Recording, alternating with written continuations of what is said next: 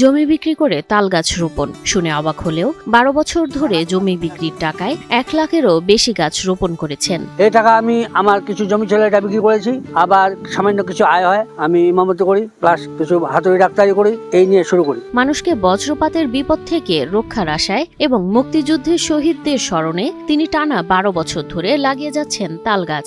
আমাদের দেশ থেকে বাংলাদেশ স্বাধীনের জন্য যে 30 লক্ষ মানুষ জীবন দিয়েছে, এদের স্মরণে এবং বিলজি থেকে রক্ষা পাবো এবং অক্সিজেন পাবো, ফল পাবো, ছায়া পাবো এবং এই গাছে কোনো খুঁটি লাগে না, এই গাছে কোনো পাতা ঝরে না, এখানে বাবুইবাসী বাসা বাঁধবে, এই লক্ষ্যে। এরই মধ্যে নিজের হাতে তিনি রোপণ করেছেন 1 লাখেরও বেশি তাল গাছ, এমনটাই জানান তিনি। আমি প্রতি একবার তো গাড়ি নাই, প্রথম বছর 5,500 বেশি কাটছি, তারপরে বছর 6,500, তারপরে 7,500, তারপরে 8,500, তারপরে 10,500। প্রতিদিন গাছ লাগাতে শাবলার খন্তি নিয়ে সাইকেলে চড়ে বেরিয়ে যান এই বৃদ্ধ।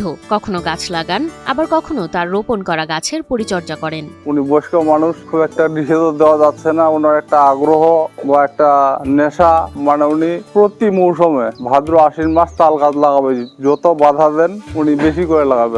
ঠাকুরগাঁও সদর উপজেলার চিলারং ইউনিয়নের পাহাড়ভাঙ্গা গ্রামের 80 বছর বয়সী খোরশেদ আলী পেশায় একজন পল্লী চিকিৎসক হলেও নেশায় তিনি একজন গাছপ্রেমী মানুষ। আমি 2014 সাল থেকে এই বিচি লাগানো শুরু করেছি। মৃত্যুর আগ পর্যন্ত গাছ লাগিয়ে যাবেন বলে আশা প্রকাশ করেন খোরশেদ আলী। আমার যতদিন ততদিন আমাকে আল্লাহ শক্তি দিয়েছে, কারণ আল্লাহর হুকুম ছাড়া, আল্লাহর ইচ্ছা ছাড়া আমি লাগাতে পারবো না। একটা গাছ বিচি লাগার আমার ক্ষমতা নেই, আল্লাহ আমাকে শক্তি দিয়েছে, এই জন্য আমার যতদিন হায়াত আছে, যতদিন চলতে পারবো, ফিরতে পারবো, দেখতে পারবো, ততদিন পর্যন্ত আমি ইনশাল্লাহ লাগাইতে থাকবো। প্রতিদিন নিজের 2 চাকার পুরনো সাইকেল নিয়ে তিনি ছুটে বেড়ান এক প্রান্ত থেকে অন্য প্রান্তে। শুরুতে অনেকে খোরশেদ আলীকে নিয়ে হাসাহাসি করত, কিন্তু এখন সবাই সম্মান করেন। এটা আমি বিচিগুলো আগে মানুষের বাড়িতে কুড়াই, তারপর আমি খোঁচাবাড়ি হাটে যোগাযোগ করে, ওখানে তালে পাইকারের সঙ্গে যোগাযোগ করে ওখান থেকে আমি বিচি একটা কিনে আনি এবং রাত্রে আমি এগুলো লাগাই।